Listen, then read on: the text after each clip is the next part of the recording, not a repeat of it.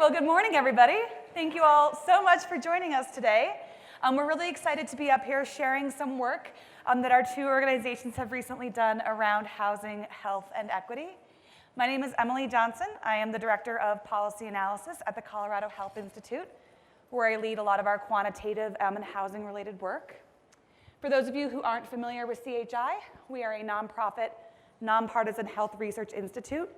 We believe that better health policy leads to healthier Coloradans, and that health policy is at its best when it's informed by data and evidence.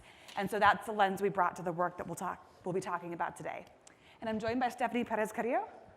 Hi, everybody. Good morning. I'm Stephanie Perez-Carrillo. I am so thankful to be here this morning. I feel honored and privileged to be a representative here of the Health Equity Advocacy Cohort. I work at the Colorado Children's Campaign as a policy analyst. And for those of you that don't know who the Colorado Children's Campaign is, we're a statewide policy and advocacy organization that advocate for the health and well-being of all Colorado kids, just making sure that they can get the best start in life. So before I kind of jump into what Emily alluded to, I want to share a bit of an anecdote. About 10 years ago, I started working in healthcare as a patient advocate. And one of the things that I needed to do, and one of the things that was part of my role, was to make sure that the teams were coordinated in providing the best standard of care for the patient. So when I think about the clinicians that we had to work with, the physicians, the care coordinators, the dietitians, they all coalesced together to bring the best standard of care to patients to ensure that they could safely be discharged home. In many ways, I think that's a very powerful metaphor for how we should be thinking about the health and well-being of our communities. There's not just one organization that ensures the community has everything that it needs. There are direct service providers, public health officials, schools, food banks that all come together to provide a space and a place that ultimately ends in the health and well-being of a community. It's then, and it's in the hands of that community that we can reach that place. So as we think about this, and before I talk a little bit more about the Health Equity Advocacy Cohort, I want to talk about 3 takeaways that I hope, as you leave here today, that you'll think about. First, that good policy requires inclusive co-creation. You've heard that word thrown around in the last 2 days, and that just means that the people who are most impacted by the policies are at the table and are informing the discussion. Oh, I should probably go back. The other thing is that housing is essential to health, and that change is possible, and we know where to start. So where we started, I mentioned the Health Equity Advocacy Cohort. The Children's Campaign is one of 18 organizations that are part of this cohort, and the cohort is made up of different organizational typologies. So what I mean by that is the Children's Campaign is a policy and advocacy organization, and other organizations that are part of the cohort are direct service providers. The Health Equity Advocacy Cohort is supported by the Trust, and when this work first started, the idea behind the Health Equity Advocacy Cohort was that there would be an opportunity to build the field in health equity, and that would result in policies and practices that are rooted and embedded in health equity. What I mean when I say that is that we're dismantling structural and systemic racism. We can undo the policies that have put us here by this co-creation process that I alluded to earlier. So if you'll notice these circles here, this image just represents how we worked before we came together as a cohort. This strategy has been going for 5 years. And when we first came together, we all had different priorities. Our organizations focused on different things. You'll notice the Colorado Fiscal Institute, the Colorado Center on Law and Policy. Our organization isn't listed there purposefully because there's 18 organizations. Not all are represented. Each of those have their own specific priorities. So one of the biggest challenges when we came together was that we all had different priorities. So we wanted to coalesce and come together and think about how we could address policy through a health equity lens. But first, we needed to name our biases individually in our respective organizations and then address those. The biggest challenge was in how we did that together. Obviously, a really simple task. So it only took us about 5 years to get to that place where we could say, hey, we have privilege in certain spaces as the Children's Campaign. You have certain privilege working with community. How do we bring all those things together and create the strongest policy? So one of the inhibitors, or one of the challenges with this model that you see right here, is that this creates moments in policy. And what we really want is a movement. We want to build a movement that's inclusive of communities and direct service organizations and policy and advocacy organizations. So after 5 years of reconciling all these challenges and how we talk about our privilege and our identities, which was extremely rewarding for me, we came to this as our collective why. When you think about organizations and companies that are successful, what makes them successful is being able to name the why behind their practice, the why behind their product. So for us, this was our collective why as the cohort, and this was the way that we were going to build a movement. We believe that oppressive and racist practices have negatively impacted the health of Coloradans for too long. We're determined to replace inequitable systems that allow only a few to thrive by creating new programs and policies that support everyone. This was the messaging that we landed on just last year. And this is how we're hoping folks in community will talk about health and health equity. So what that means is what I alluded to earlier, that we can undo policies that have only benefited a few, and we can address systemic and structural racism by our co-creation process. So you'll notice that this is how we started, and this is how we ended up. When we think about what it takes to build a movement, think about the organizations that were in this image before. You have Tri-County Health Network, Lake County Build a Generation, who you'll hear from in just a little bit as it relates to this report and some of the great work we're doing. And you'll notice that they will be at the center of this movement right here. They're the direct service organization, they're the direct service providers that are working directly with community. And when we're thinking about policy, if you'll consider that blue circle, that's who needs to be at the very center of our policy creation process. Rather than creating our policies in silos and having one or two wins, this can result in the movement that we want to see. So we don't expect that this is going to take just a single year. In fact, I just told you it took us 5 years to even come to a collective definition of what our work looked like, and we're just getting started. So after we came to our collective why, we said, we need to act now. What's a logical way for us to move forward?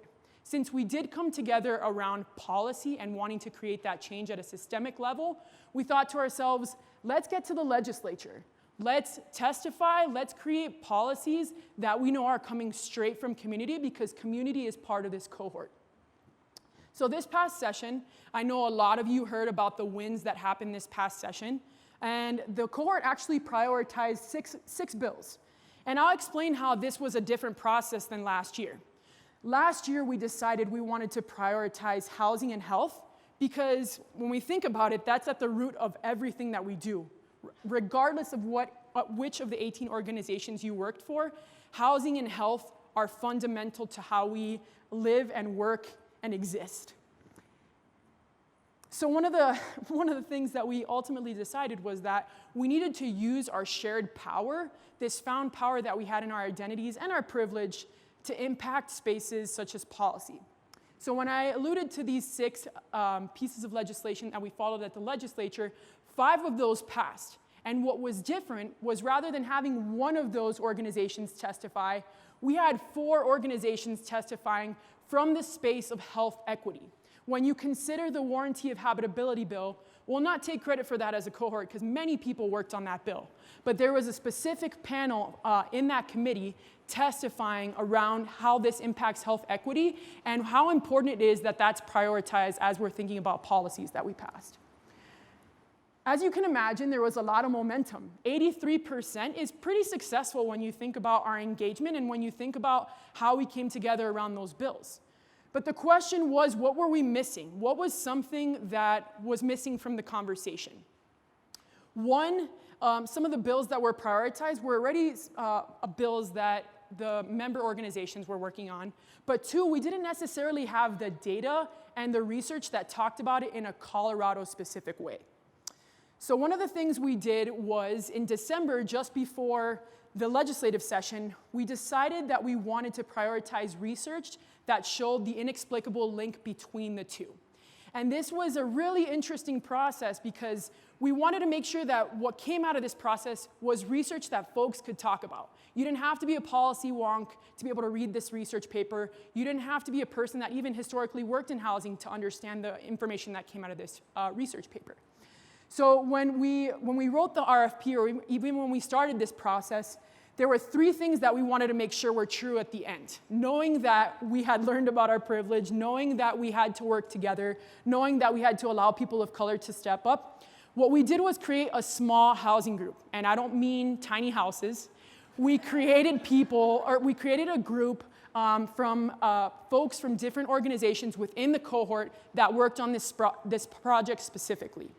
So our charge was to write an RFP, to think about the communities that we wanted to prioritize, and then ultimately think about how we could create research or give research to community so that they could advocate for this not only at the state level, but at the local level. And you'll hear more about some of these policies from Emily, but I just want to talk about the process because I think that's the biggest thing and that's the biggest shift in getting to this movement that we're trying to build. First, our process was rooted in equity. Secondly, it was prioritized by cohort members. And lastly, we provided plenty of opportunities for input and consultation. Why is this important? It's important because it wasn't something that policy folks sat around a table and said, hey, we're going to prioritize these 4 or 5 things. It was inclusive every step of the way. We asked the cohort, who are the communities that we need to prioritize? We asked, what are the strategies that make the most sense, that are responsive to urban, rural, and suburban needs? And lastly, how are people going to use this information? So we wanted to make sure that we were soliciting information along the way, or soliciting that feedback along the way. So what the research emphasizes and what we concluded was something that was actually pretty intuitive, if you can imagine. Go figure. The research emphasizes that this issue affects Coloradans from all walks of life. It also is compounded for people of color, families with low incomes, and immigrant families. It forces families to make difficult choices. As you heard yesterday and today, sometimes they have to choose between buying food or paying for their medical bills. And so for us, when we found out these conclusions and when we came to this, what we already knew, we asked ourselves what was the next logical step. And actually, I'm going to go ahead and turn it over to Emily, and she's going to talk about some of that research. Thank you. So let's start with a look at housing in Colorado first. What Stephanie just said about the housing research might not be shocking to you. I don't think a day goes by that I don't hear or see a news story about the housing affordability crisis in Colorado. These are just 3 examples from the past couple weeks. We just had a panel up here of folks in the media talking about how key housing is. But what we're hoping to do today, one of our main goals, is to talk about the data behind those stories. And so let's start with housing cost burden. Housing cost burden is generally defined as a household that must spend at least 30% of its income on housing costs. Usually the majority of that is a rent or a mortgage, but this can also include HOA fees, property taxes, and other similar costs. We know that Colorado comes 14th in the United States in terms of the percentage of our residents that are housing cost burden, and 2nd of the non-coastal states just after Nevada. And I don't think this is abstract. I think a lot of us feel this in our daily lives. So over the past decade, the average home price in Colorado has grown by 77%, while median income in Colorado has grown by just 4.5%. Likewise, when we look at renters, 45%, nearly half of renters in Colorado, are housing cost burden, meaning that they're hitting that 30% mark and often having to make some of those difficult decisions that Stephanie just alluded to. And so when we talk about housing and the affordability concerns affecting people from all walks of life, this is what we're talking about here. And most Coloradans, I think, do see this and can relate to this. We know that 60% of people in Colorado say that they think their community is currently facing a housing crisis. But only 1 of 3 Coloradans think that housing and health are intimately tied together. And I think that's something that makes this audience very different from most Coloradans. Just by nature of the work that a lot of us do, we see this every day, this really strong connection between housing and health. And so there's this question of, well, why is this such a profound connection? Why is the 2019 Colorado Health Symposium so focused on housing? Like I said, I think a lot of us have seen this in our own experience, whether that's professional experience or personal experience. We might have a family member who is having a harder time getting up the stairs than she used to, and we see that all the time. And a lot of times our experience can clue us into something happening even before the research has caught up. We've talked a lot at this conference about stories and data. Sometimes those stories come first. So one example I think of is smoking. There was a lot of suspicion around cigarettes and health long before C. Everett Koop came out with those definitive research studies on the connection between smoking and health. And likewise with housing, again, a lot of us see this, but there is a growing body of research that's now there to back this up. So what does the research say so far? Well, let's look at 1978. Lead paint was first identified as a contaminant or as a carcinogen for houses, and since then there have been a number of toxicological studies from the 80s, 90s through till today on its effects. In 2014, the Institute of Medicine came out with recommendations around providers actually asking specifically about housing as a social determinant of health in that healthcare setting. And then just a couple of years ago, Matthew Desmond, who I don't know if he's here right now, but wrote this wonderful book, Evicted, won the Pulitzer Prize, that brought a lot of this conversation around housing and equity to a much larger audience. And so we are definitely seeing the research bases grow, and our goal is to add to that continually growing body of evidence.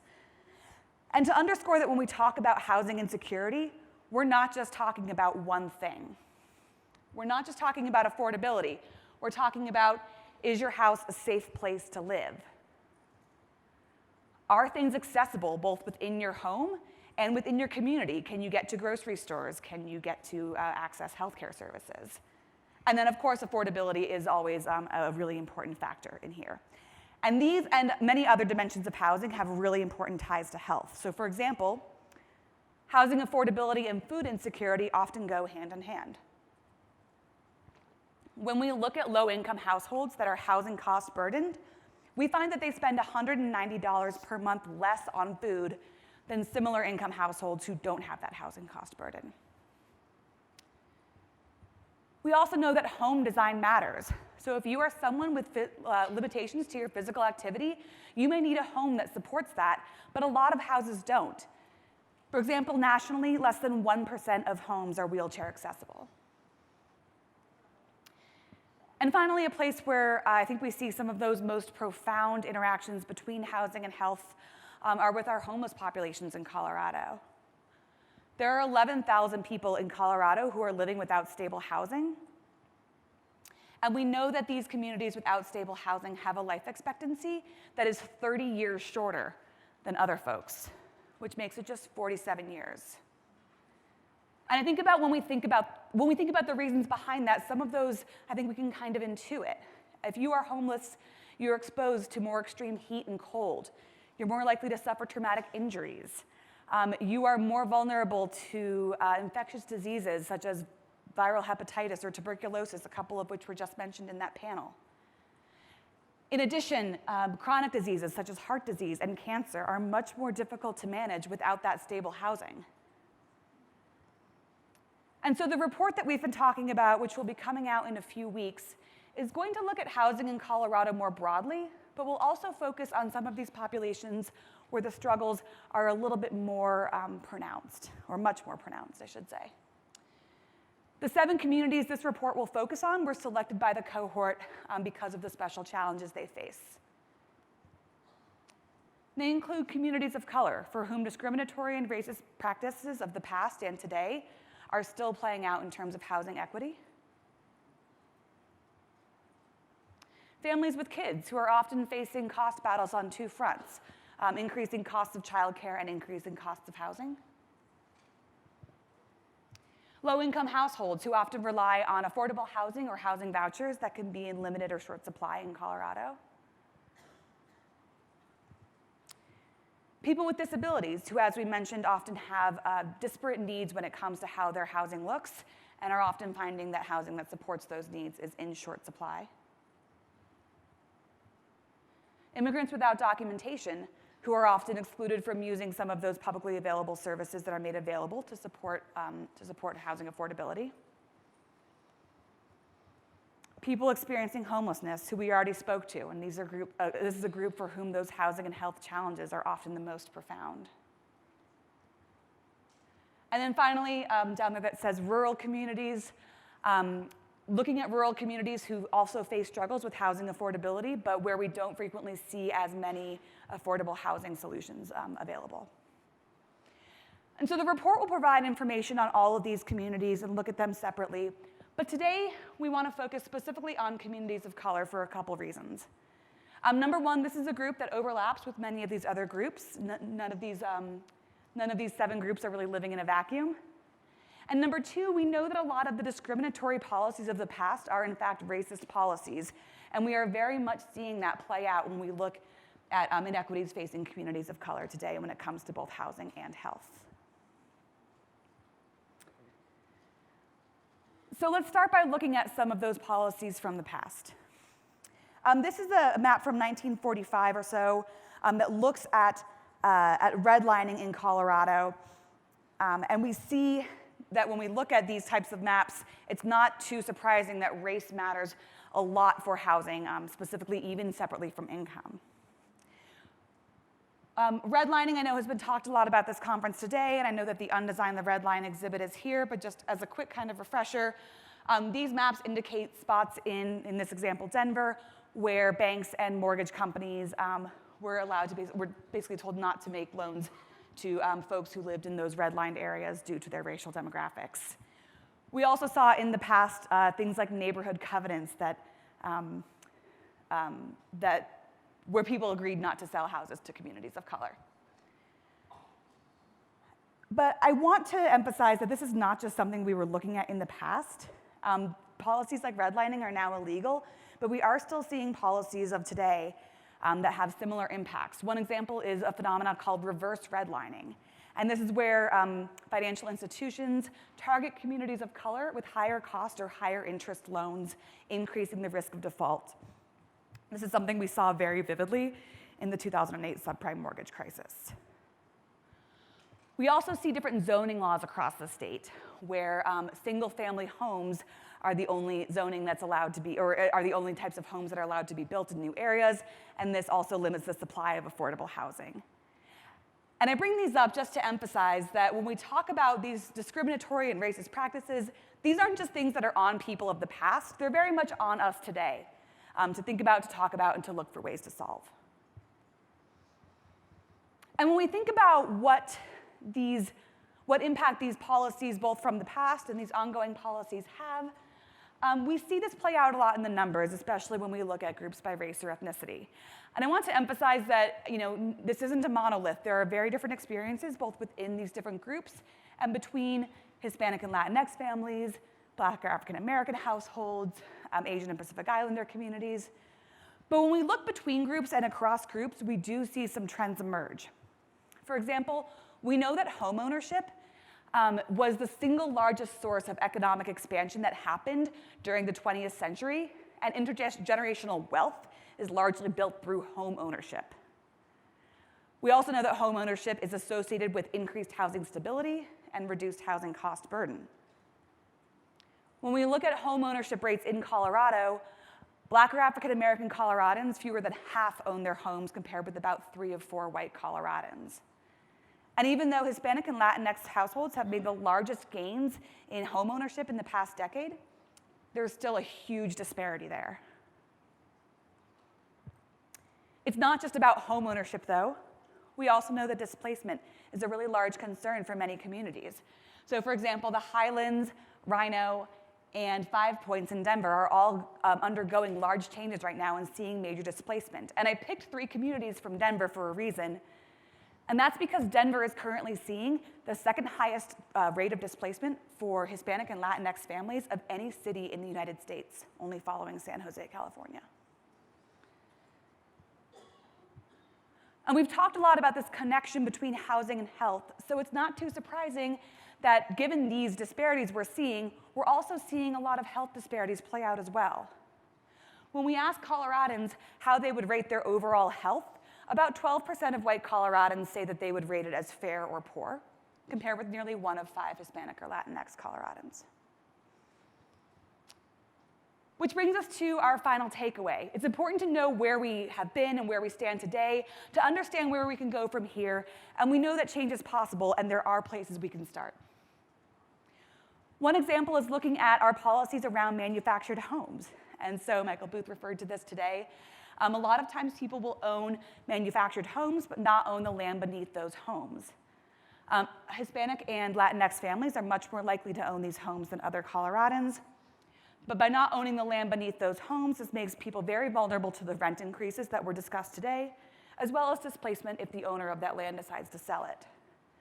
So in some places like Oregon, they've adopted new policies that help promote community ownership of these lands. If a landlord decides to sell the manufactured home park land, the community has 10 days to get together and decide if they want to work with the state to secure additional funding to potentially purchase that land for themselves. We also see what we can call preference policies as new housing developments are being built that help address some of this displacement that we've talked about.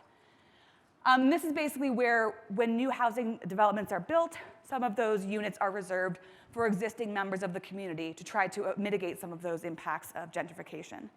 And so San Francisco, for example, has a policy saying that 40% of units in a new affordable housing development have to be reserved for members who are living in the community. And finally, when we look at how people pay for their housing, people pay for it in a variety of ways. And we know that some communities of color in Colorado are more likely to use housing vouchers than white Coloradans. But we also know that a lot of landlords will discriminate against the use of housing vouchers, either due to general discrimination or due to the fact that they are worried a government shutdown or some other factor outside of their control will make this an unstable form of rent. And so one option here might be to ban income discrimination when it comes to rental housing, and that includes housing vouchers as a source of income. And so we've talked a lot about housing and how it's important for health and how health is important for housing. But I would also say that I think that housing is just part of our American ethos and something that we value, not just for some of us, but for all of us. So for example, if we all take a couple moments and picture the words the American dream, what comes to mind? Okay, so it's a little bit cheating because we are in the middle of a housing presentation, in the middle of a housing conference. But even if this were on any given day, if you were like 94% of Americans, you probably pictured something to do with a home. That could be a white picket fence in Grand Junction. That could be a townhome in Curtis Park. Maybe you went a little more rural. Maybe you just went for that ski lodge in Summit County. An apartment in Montbello might be home, or a yurt in Saguache County. And the point here is that home means a lot of different things to a lot of different people.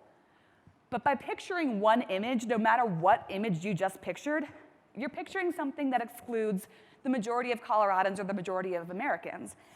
And that's because housing is an incredibly complex topic. What we want or need out of our housing differs for all of us. It depends on our resources. It depends on our living situation. It depends on what we need in our home. So I would like to make the argument that the American dream refers not only to access to a home, but a home that supports you living your healthiest life. So to close out today, I want to reiterate the 3 takeaways that Stephanie referenced earlier. The first being that when we are working around policy that has to do with equity, housing equity, health equity, et cetera, it is at its best when it is informed by an inclusive and co-creative process like the one Stephanie described. Second, we know that housing is essential to health, and we know that both from our own experience and from this growing body of research. And finally, change is possible. We know where to start. And I would actually say, based on what we've seen in this past legislative session and before it, it has already begun. So with that, we would like to thank the Colorado Trust and the Health Equity Advocacy Cohort for their leadership on this topic. We would like to thank the Colorado Health Foundation for this amazing opportunity to share this information today, and to all of you. Thank you so much.